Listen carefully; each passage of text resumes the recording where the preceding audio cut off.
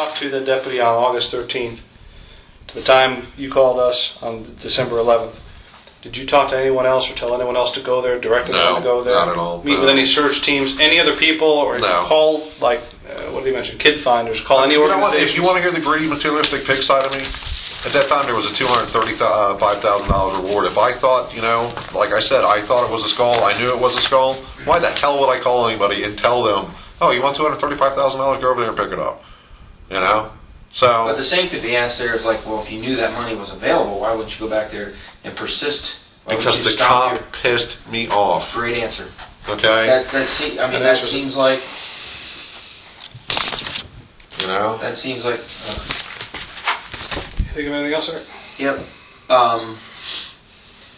The window that you talked about, talking to your wife, your roommate. I can't help but notice that there's you might make those phone calls after 9 o'clock at night. Yeah, because it's after Nancy. Beat me to my punchline. Yeah, it's after Nancy. So basically, after watching all that, it kind of stimulated. And her, yeah, because she, I don't watch that crap, man. Yeah. I do now because I'm on it every 20 minutes. But, Jesus Christ. But, yeah, like I said, I cared about the fact that the child was missing, and I hoped that she would wind up okay. But, because I know with Mr. Dean, one thing I picked up on, and one thing that you had said before, you thought maybe there was some tension there. One thing I did pick up on today was maybe he was a little exasperated that if you felt at 100% on that day when they were all standing there, why not make that call then? But if your feeling was they were picking on you and maybe chastising you a little bit for thinking that you saw something that wasn't there. I work with 19 people, 2 of which are women, and if it had turned out to have been something else other than it was, you know how much shit I would have had to take for that? Right. Okay, so sometimes it's better just to smile, nod, and walk away. So.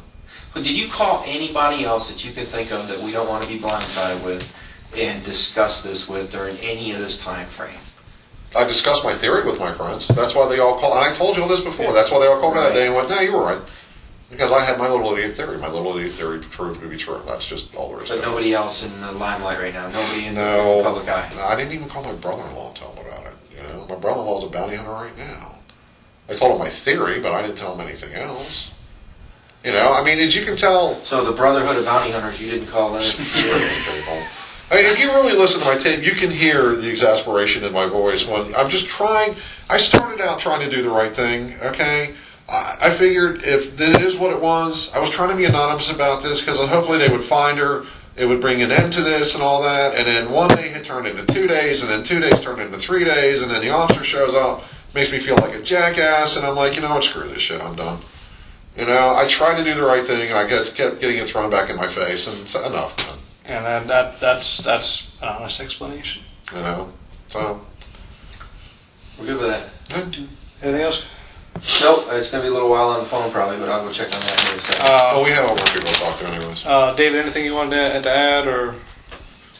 No, I don't think so. Okay. Well, we would just continue to make that request now, though, that we try to stay out of the media the best we can. You've done a good job so far, and I appreciate it, Nate. I listened to your statement and listened to yours. I do think that at some point that he'll feel compelled to make a statement.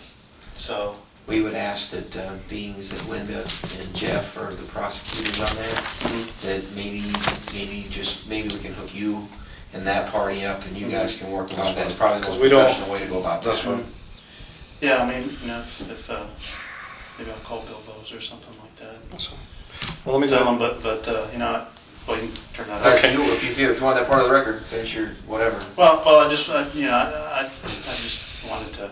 I don't want you guys to be blindsided. Right now, we're happening at a point where he goes forward because obviously. What you did before was good. You told me about it. He gave me your number. Actually, you called, and I apologize. I didn't get back to Roy on it, and it was a very busy day. I'm sure you. Well, I know. I don't care. I know how important this is, and I'm not going to do anything stupid. Obviously, if I was out after the money out of any of this bullshit, I would have been out a lot sooner. Okay, and if you notice, I'm still keeping as low profile as humanly possible. Yeah, but you know what? That. Roy has to eat too. So. All right, I understand. Okay. Raise your right hand for me. Do you swear and affirm everything you told us is the truth? Yes. Okay.